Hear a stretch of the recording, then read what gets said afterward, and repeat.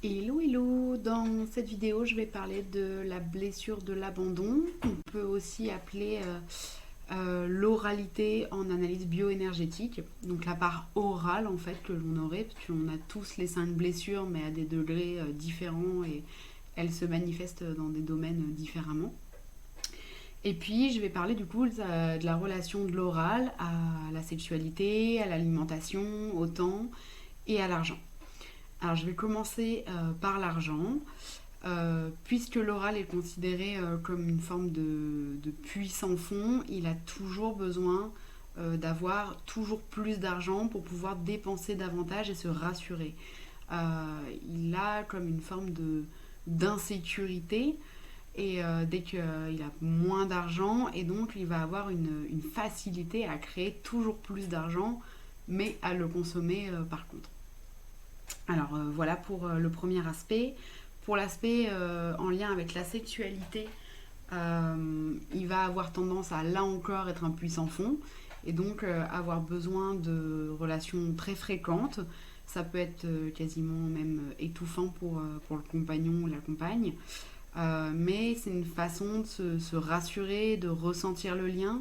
Et donc, peu importe quelque part la qualité ou la durée de la relation sexuelle, mais tant que c'est fréquent, ça le rassure.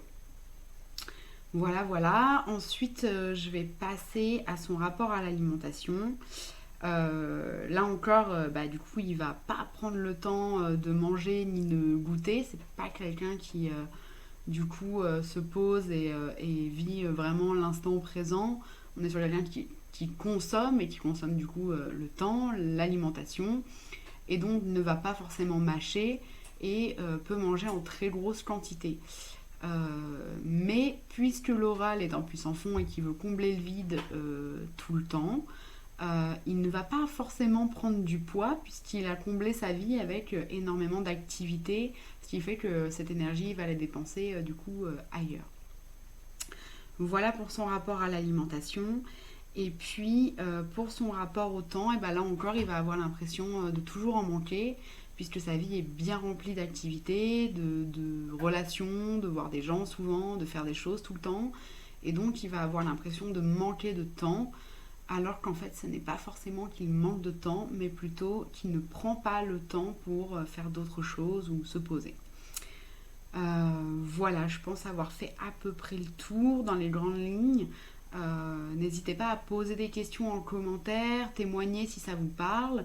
En tout cas, plus vous pouvez voir cette blessure chez vous, plus vous pouvez du coup éviter qu'elle prenne toute la place, puisque la blessure de l'oralité, pardon, on est vraiment sur quelque chose de la sensation du vide au niveau du troisième chakra et de la conscience de soi, avoir l'impression qu'il n'y a rien, mais c'est possible de se remplir de l'intérieur, s'ancrer, faire monter l'énergie et se remplir de l'intérieur.